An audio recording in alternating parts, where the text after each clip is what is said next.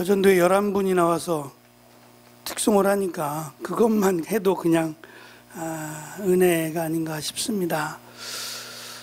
오늘 우리가 긴 말씀을 읽었는데 사실은 우리가 읽은 26절 시작이 되는 26절에 보면 그들이라고 하는 헤롯이 그들의 뜻대로 두니라고 25절이 끝났으니까 그들이라고 하는 것은 종교 지도자들 그리고 백성들을 의미합니다. 결국 그들이 하고 싶은 대로 그들이 원하는 대로 이제 일이 이루어질 것이다 라고 하는 내용인데요. 시작의 말씀이 그들이 예수를 끌고 갈 때에 라고 시작을 합니다. 저는 이 말씀에서 26절 저들이 예수님을 모시고 가는 게 아니라 마치 짐승처럼 끌고 간다라고 하는 이 표현의 말씀에서 조금 먹먹했어요. 뭐가 아쉬워서요? 하나님이 뭐가 부족해서요? 우리를 죄로부터 구원하기 위해서 인간으로 오셨어요. 하나님이 만드신 피조물인데 그 인간으로 하나님이 낮고 낮은 인간으로 오셨어요. 근데 그 하나님이신 예수님을 찬양하는 게 아니라 마치 짐승 부리듯이 아니면 짐승보다 못한 마치 이 땅에서 죽었으면 좋겠다라고 하는 비난과 조롱을 일삼는 그들에게 끌려서 예수님이 십자가를 지러 가셔요. 왜요? 왜 예수님이 이러한 수치와 모욕을 당하시고 또 하나님은 그것을 왜 보고 계시냔 말이에요. 아주 간단하게 하나님이 그들을 심판하시면 돼요. 예수님을 조롱하고 비난하고 모욕하는 그들을 하나님은 얼마든지 심판하실 수 있어요. 그런데 하나님이 그들을 내버려 두세요. 그리고 예수님은 심지어 34절에 보면 아버지여 저들을 사하여 주옵소서 자기들이 하는 것을 알지 못함이니이다 라고 오히려 저들을 용서해 주시기를 기도하고 계십니다.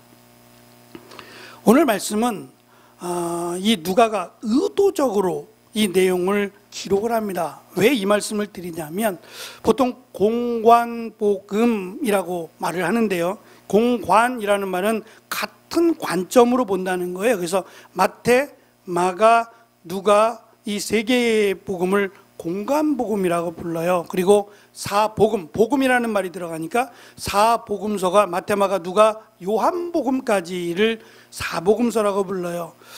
거의 대부분 예수님의 탄생부터 예수님이 십자가에 달려 죽으시고 부활하심까지의 내용을 기록을 해요. 물론 순서가 조금씩 달라요. 그러니까 요한복음 경우는 예수님의 탄생부터 시작을 하지 않아요.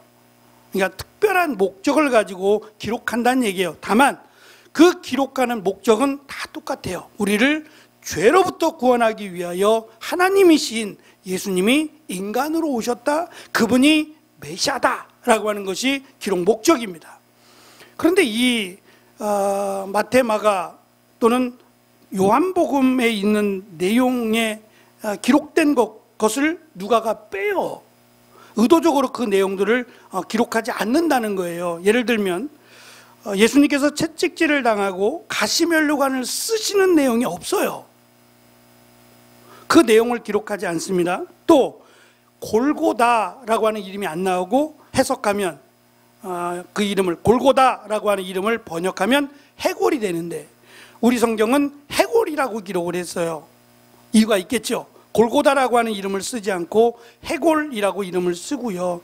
또 예수님께 쓸개를 탄 포도주를 예수님께 먹이는 게 아니라 신포도주를 예수님께 강제로 먹이려 하는 모습, 또 예수님께서 성전을 파괴하기를 원했다라고 거짓으로 고발하는 내용을 기록하지 않아요. 충분했다는 얘기고, 또 한 가지는 예수님이 고통스럽게 십자가에 달리셨을 때 이렇게 말을 했어요. 엘리 엘리 라마 사박다니. 어렵죠. 이 말을 번역하면 나의 하나님이여 나의 하나님이여 어찌하여 나를 버리시나이까 라고 하는 뜻이에요. 그러니까 이 말은 정말 하나님이 버렸다는 말이 아니에요. 버렸다는 말이 아니라 오히려 하나님이 만드신, 하나님을 경배해야 될 피조물들이 하나님을 버리고 또 나를 버렸는데, 그것 자체가 다윗이 고백한 내용입니다만 하나님이 나를 버리셨다고 고백을 한 거예요. 그 고백이 이루어졌다는 얘기인데, 이것을 빼고 이 대신에 46절에 가면 아버지 내 영혼을 아버지의 손에 부탁하나이다 라고 넣어요. 그러니까 조금 다른 내용, 보통 십자가에서 7마디의 말씀을 하셔요. 그래서 가상 7원이라 그러는데 이 7마디의 말씀이 동일하지 않고 각각 마태복음은 마태복음대로, 요한복음은 요한복음대로의 내용을 기록해요. 그래서 합해 보니까 7마디의 말씀을 하셨다. 그래서 가상 7원이 돼요. 요한복음에서는 다 이루었다라고 기록을 해요. 그러니까 누가복음은 이렇게 기록한 이유가 분명히 있다는 거예요. 특별히 두 가지의 내용이 추가가 돼요. 그러니까 마태복음에 없고 마가복음에도 없고 요한복음에도 없는 내용인데, 이 두 가지의 내용을 누가는 집중적으로 의도적으로 기록을 합니다. 그 첫 번째가 뭐냐면, 여자들이, 제자들이 아니라 여자들이 예수님이 처형당하시는 그 골고다 또는 해골이라 불려지는 곳까지 따라가는 거예요. 따라가는 모습을 기록하고 있고, 두 번째는 예수님과 함께 처형되는 두 사람의 죄수가 있어요. 사형을 언도받은, 똑같이 십자가에 달려 죽는 죄수 2명이 있는데 이들이 대화를 해요. 한쪽에 있던 죄수는 당신이 구원자라고 하는데, 우리도 그 소식을 들었는데 우리와 당신을 구원해라 라고 조롱하는 내용. 그리고 또 한쪽에 있던 죄수는 무슨 말 하느냐, 저가 무슨 죄가 있어서, 우리는 죄가 있어 죽지만 저분은 죄가 없다, 억울하게 십자가에 달려 죽으시는 분이다 라고 하면서 나를 기억해 달라고 이야기해요. 그리고 예수님은 이 죄수에게 내가 오늘 나와 함께 낙원에 이르리라 라고 하는 엄청난 축복의 말씀을 하세요. 그러니까 이 내용이 과연 우리에게 무엇을 가르치려고 하냐라고 하는 점을 살펴보려고 합니다. 먼저 시작하는 내용을 보면 말씀드린 것처럼 예수님이 끌려간다라고 소개해요. 걸어가시는 것도 아니고 마치 고문을 당하시고 예수님이 짐승처럼 그렇게 끌려가시는 거예요. 줄에 묶여서 끌려가시는데 너무 많은 고문을 당하셨어요. 채찍질을 맞으시고 너무 많은 매를 맞으셔서 제대로 자기의 몸 하나 가를 수 없을 정도로 힘드셨어요. 그러자 이 로마 군인들은 자기들이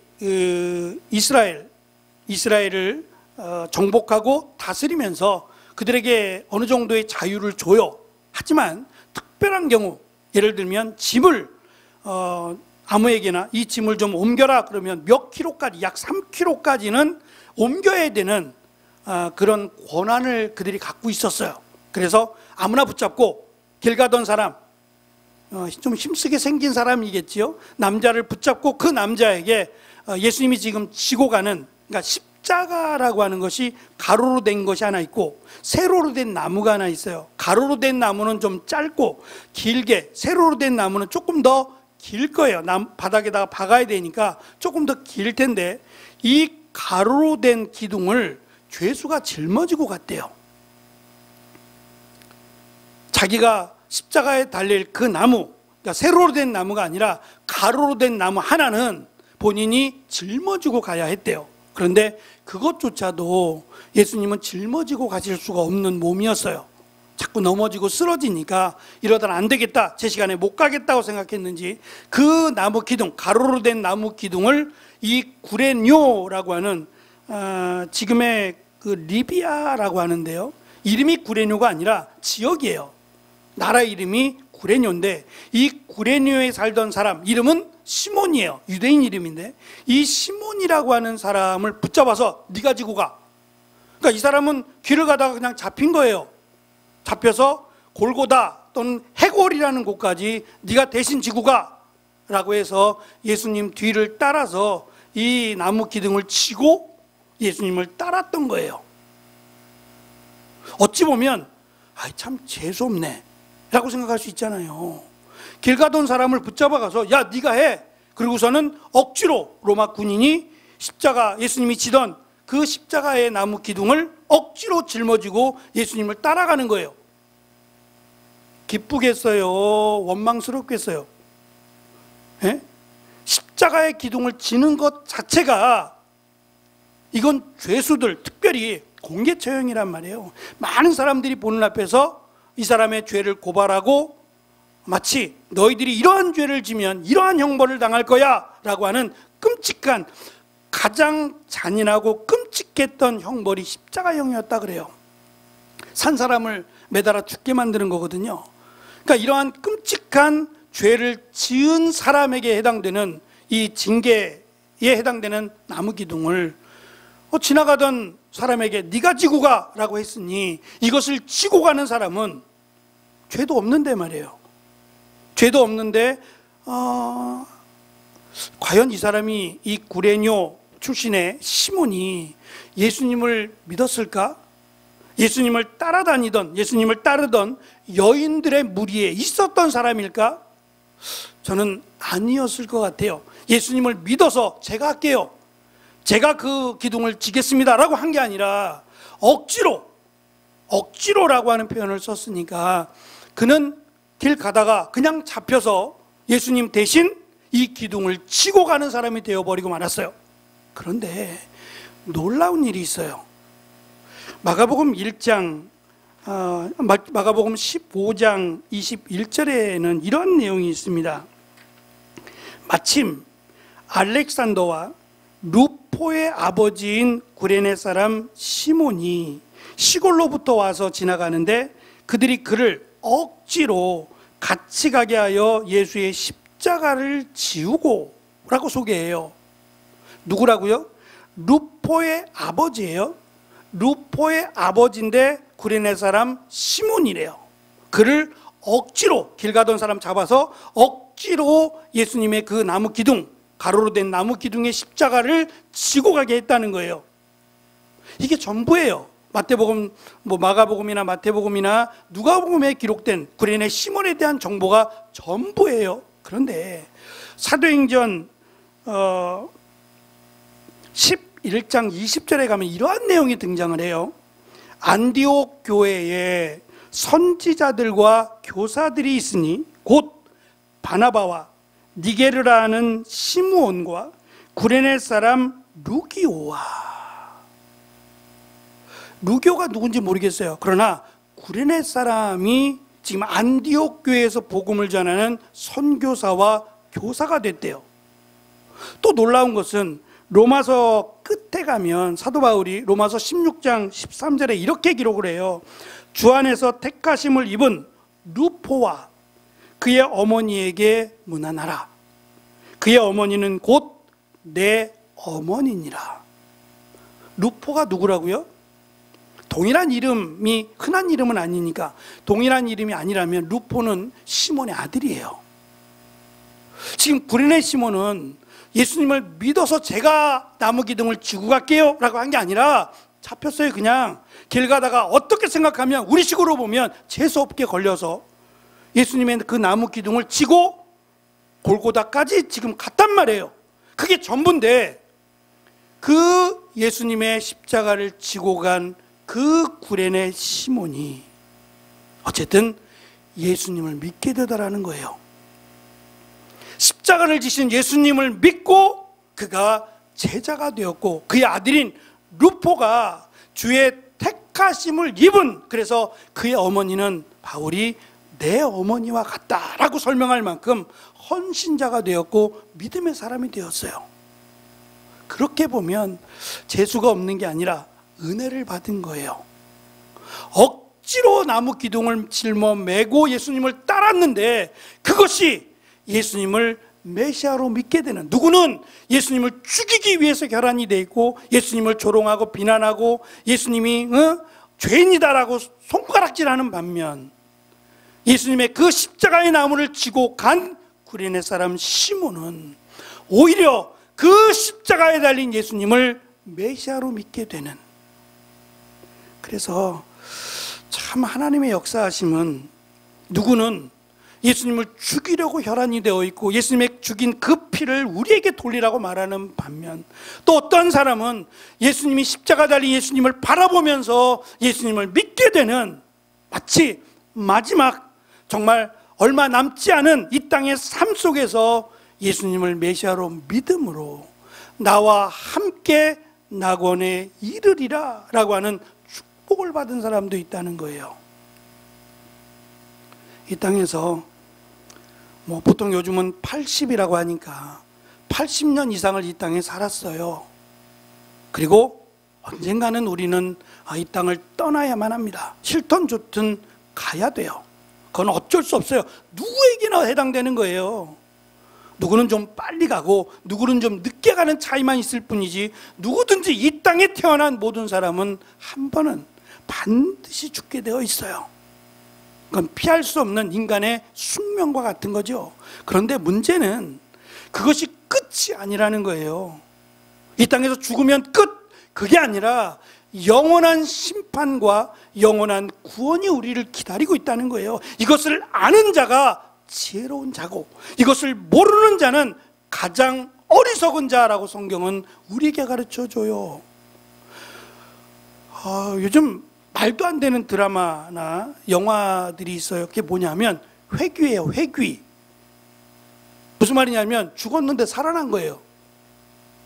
죽었는데 살아나서 내가 다시 이렇게 진서처럼 젊은이로 태어나거나 아니면 하여튼 죽었다가 다시 이 땅을 살게 되는 거예요.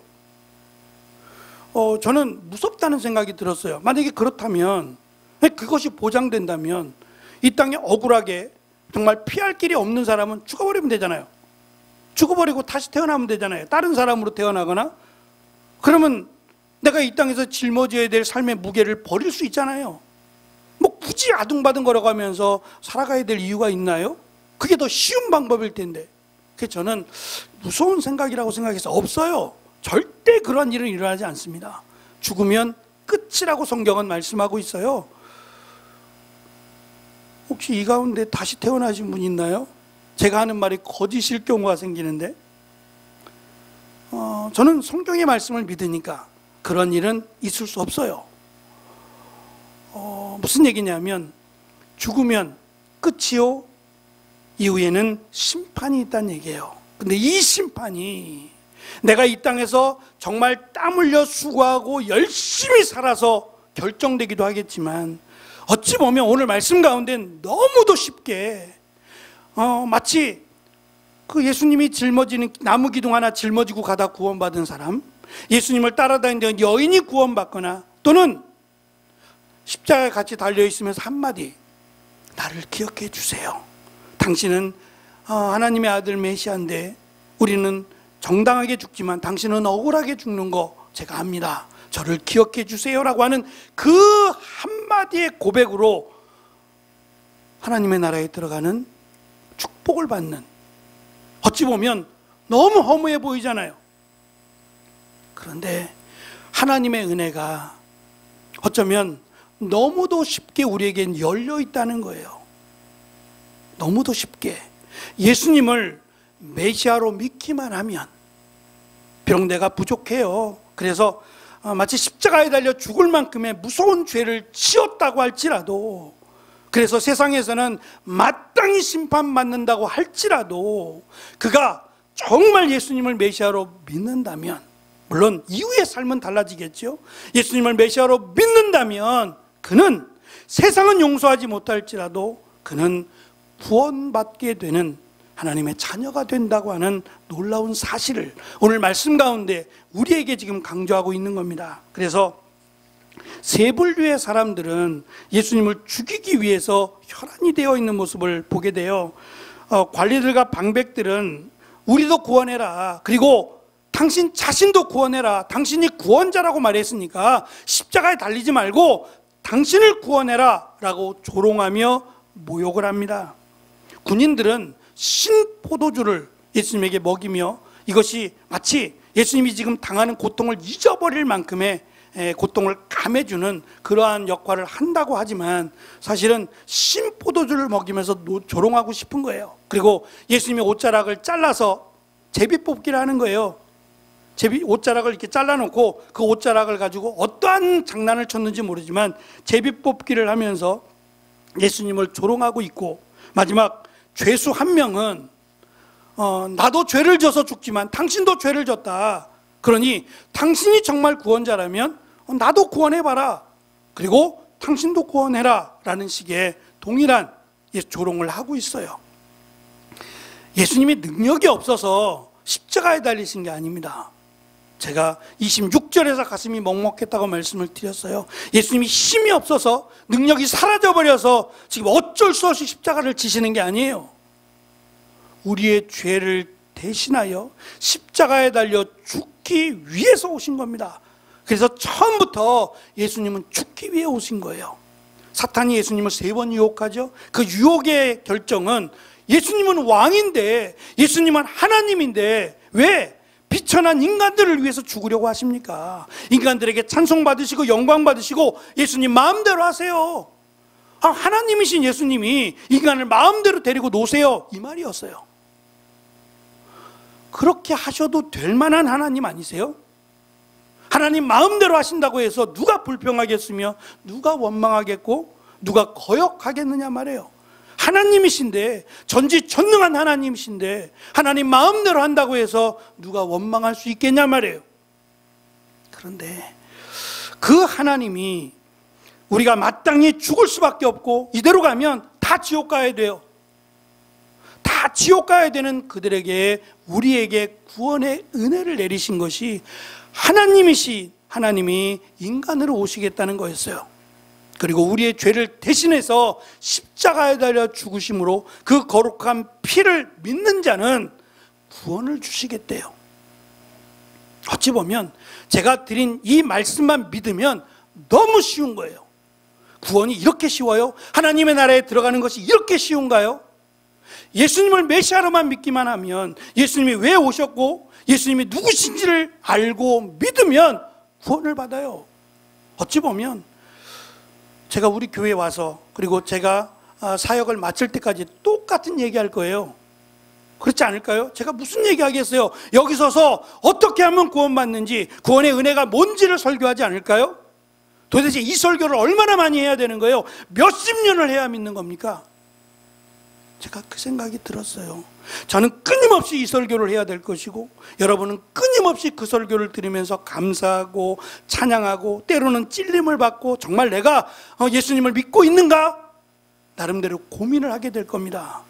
중요한 것은 몇십 년을 교회를 다닌다고 해서 구원받는 게 아니라는 점이에요.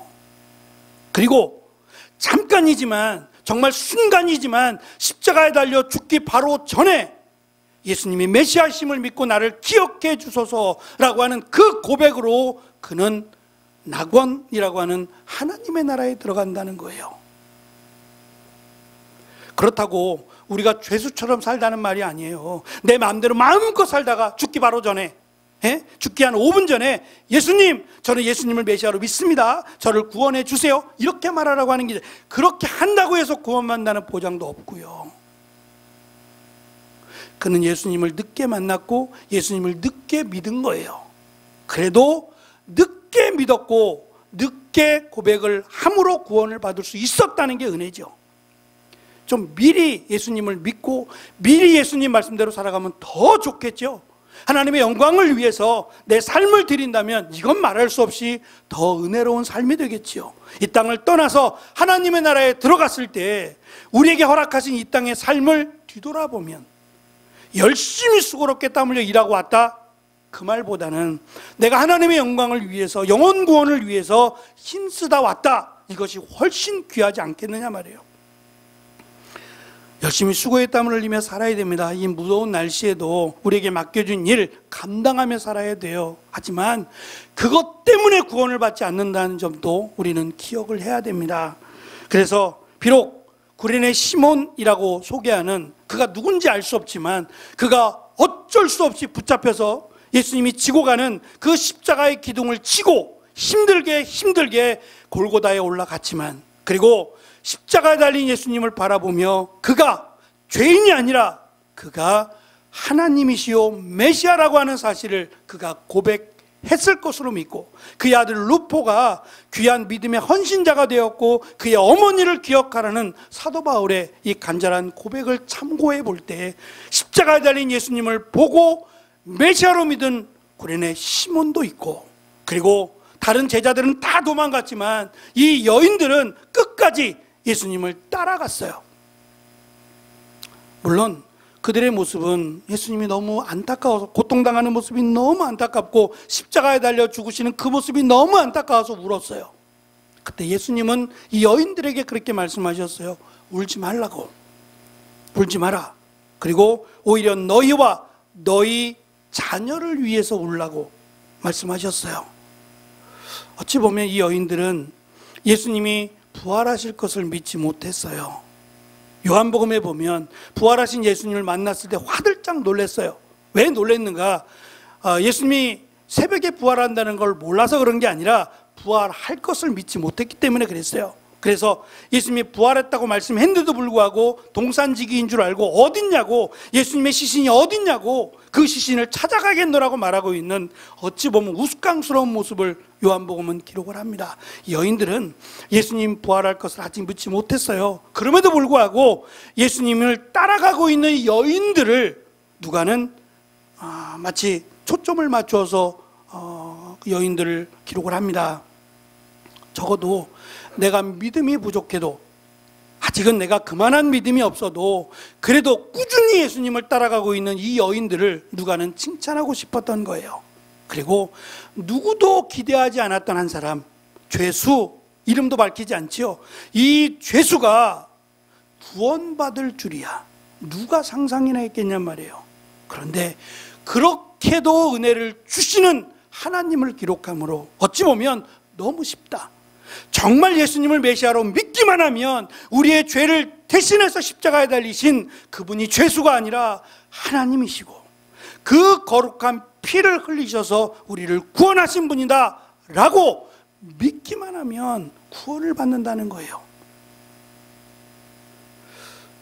말씀드린 것처럼 저는 앞으로 남은 기간 동안 이 얘기를 할 겁니다. 할 수밖에 없고요. 그런데 이것이 저만의 말이 아니라 우리가 함께 공감하고, 맞습니다, 그 은혜로 내가 지금 이 자리에 앉아있고 그 은혜로 내가 살아갑니다 라고 함께 공감하고 함께 아멘 한다면 이것이야말로 예수님이 보실 때에 귀하고 아름다운 믿음의 고백이 아닌가라고 하는 생각이 들었어요. 극과 극으로 나뉘어지는 예수님의 십자가를 기준으로 예수님을 조롱하는 사람들, 그리고 믿음은 없지만 그래도 예수님을 따라가는 무리들, 억지로 십자가를 지고 따라간 시몬, 그리고 같이 십자가에 달렸음에도 불구하고 예수님을 마지막에 메시아로 믿었던 한 죄수가 구원받게 되는 아주 다이나믹한 이 말씀을 통해서 우리의 구원받음이 우연이 아니다. 우리가 예수님을 메시아로, 예수님을 구주로 고백하는 것은 정말 은혜다. 누구의 힘으로 할 수 없는 일 아니겠어요? 똑같이 매달린, 십자가에 달린 두 사람 중에 한 사람은 예수님을 조롱했고 또 한 사람은 예수님을 메시아로 믿었어요. 이걸 어떻게 설명할 수 있겠냐 말이에요. 저는 이것도 은혜라고 생각을 해요. 지금 무더운 날씨에 이 자리에 함께 앉아 예배를 드리는 여러분이야말로, 저야말로 하나님의 큰 은혜를 받은 사람이다 라고 저는 생각합니다. 그 은혜에 감사할 수 있고, 또 우리 하루하루를 살아가면서 하나님이 주신 시간, 하나님이 주신 삶을 기억하고 기쁨으로, 감사함으로, 하나님의 나라를 기대함으로 힘있게 살아간다면 이거야말로 그리스도인의 모습이 아닐까라고 하는 생각이 들어요. 안디옥이라고 하는 그곳에서 복음을 전하기 위해서 힘쓰고 애썼던 구레네 사람들, 그 가운데는 루포가 있었을 수 있어요. 또 시몬도 있었을 수 있죠. 어쨌든 그들이 예루살렘까지 왔어요. 먼 예루살렘까지 왔다가 예수님을 믿음으로 그들의 삶이 변화됐다는 얘기예요. 바뀌었다는 얘기죠. 이제는 땅의 것을 위해 사는 것이 아니라 하늘의 것을 위해 살았던 그들의 삶을 성경은 우리에게 가르쳐 주고 있습니다. 하나님의 영광을 위해서 한 주간도 힘있게 살아갈 뿐만 아니라 나를 하나님의 자녀로 삼으신 그 은혜에 다시금 감사하며 나를 택하여 주신 은혜에 기뻐하며 감사하는 우리의 삶이 되어지기를 간절히 축원합니다. 기도하겠습니다.